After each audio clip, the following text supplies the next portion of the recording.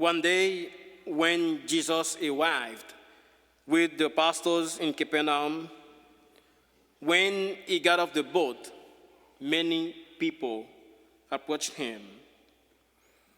Among the crowd was Jairus, the religious leader of the site, who asked him very worried, "My little daughter is at point of death. Please, come lay your hands on her, that she may get well and live." As he began his journey together with Jairus, the crowd followed Jesus, and many touched him and squeezed him.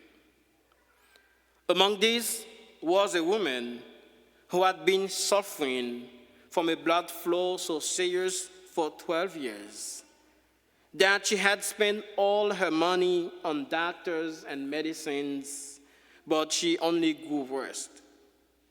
She thought that if she could at least touch Jesus' cloak, she would be cured.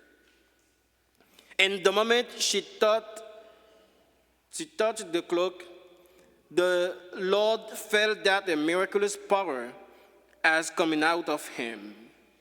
So he asked, as he did not know who had touched the cloak. And he did not move until he got the woman to identify herself. He then said to her, "Your faith has saved you. Your faith has saved you." But why did the Lord not tell her that her faith had healed her, but that it had saved her?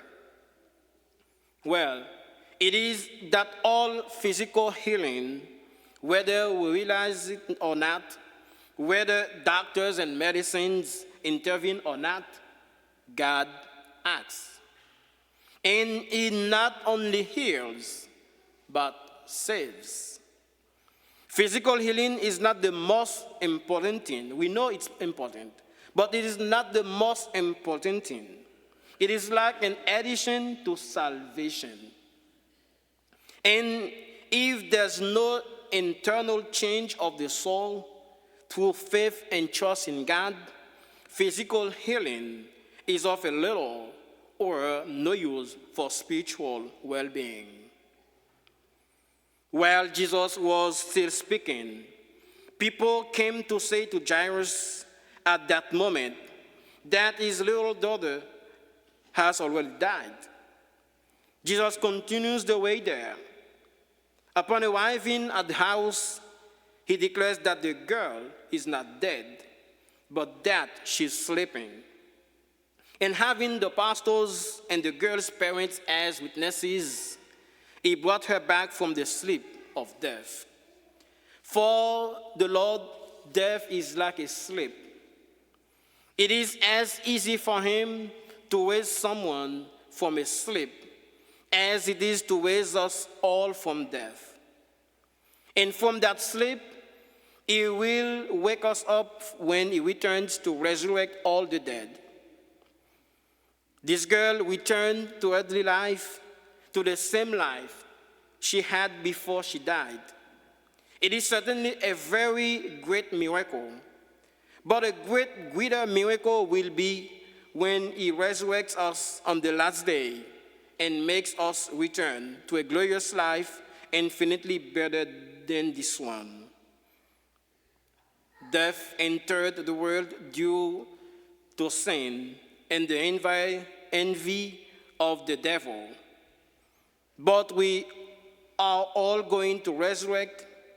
The problem is that those who are aligned with the devil will be resurrected, but to damnation, and will be separated from God forever.